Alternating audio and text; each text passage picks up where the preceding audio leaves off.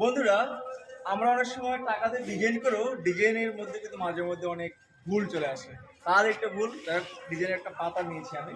তা আমাদের এই যে ইউনিটের মধ্যে এটা কিন্তু মাস্টার বেডরুম। এই মাস্টার বেডরুমের যে আমাদের দরজা, এই দেখতে পাচ্ছেন দরজাটা মাত্র 2 ফিট।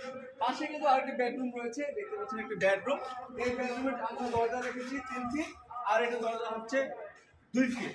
তাহলে 2 ফিট কি একটা বেডরুমের দরজা হয়? এটা আপনার কাছে প্রশ্ন।